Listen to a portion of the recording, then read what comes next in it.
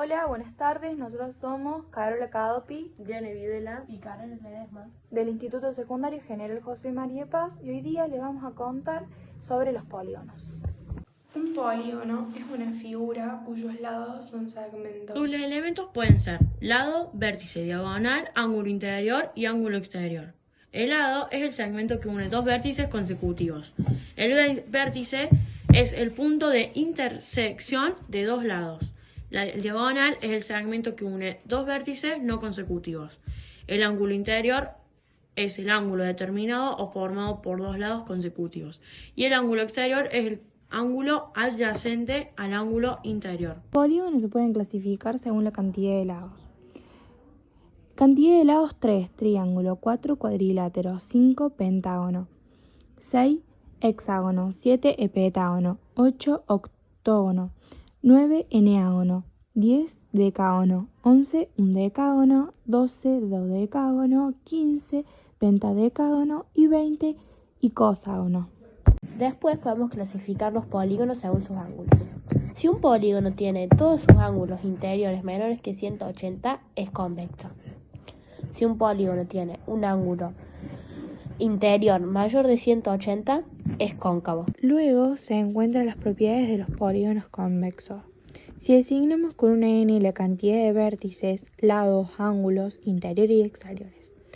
Cantidad de diagonales por vértice. La cantidad de diagonales que se puede trazar desde un vértice es n-3. Después sigue la cantidad de triángulos. La cantidad de triángulos en que se puede dividir un polígono es n-2.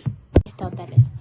Sería la cantidad total de diagonales que tiene un polígono. Sería n por n-3 dividido 2. Suma de los ángulos interiores. Un polígono se puede dividir en n-2 triángulos. La suma de los ángulos interiores es igual a la suma de los ángulos interiores de los n-2.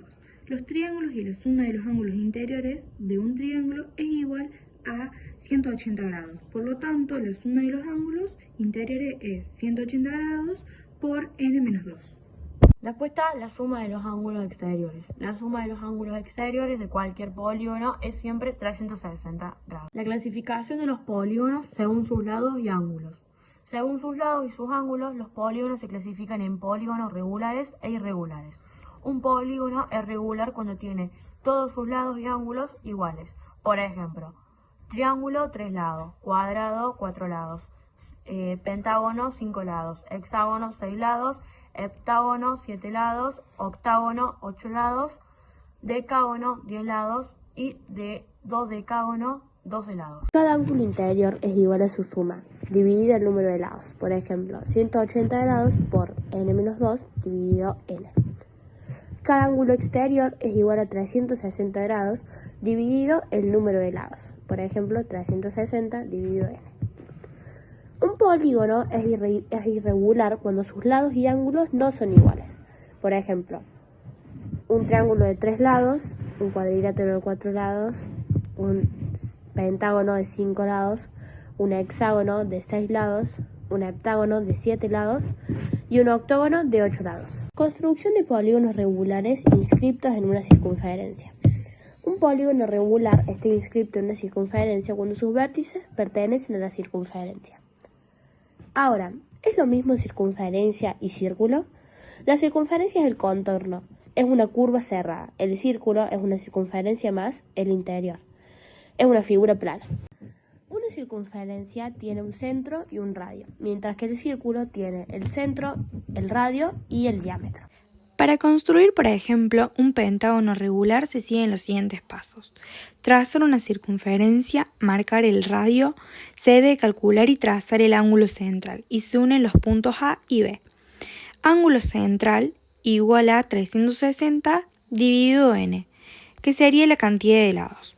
Se toma con el compás la distancia entre A y B y se transporta consecutivamente. Unir los puntos marcados en la circunferencia. En todo polígono regular, además de los elementos mencionados, distinguimos los siguientes. El centro, que es un punto interior equidistante de los vértices del polígono. El radio es el segmento que une la circunferencia y uno de los vértices. El apotema es el segmento que une una circunferencia y el punto medio de uno de sus lados. El ángulo central es el ángulo que tiene su vértice en el centro de la circunferencia y sus lados son dos radios consecutivos. Muchas gracias por su atención. Diana Videla, Carol Cadopi y Carol Ledesma.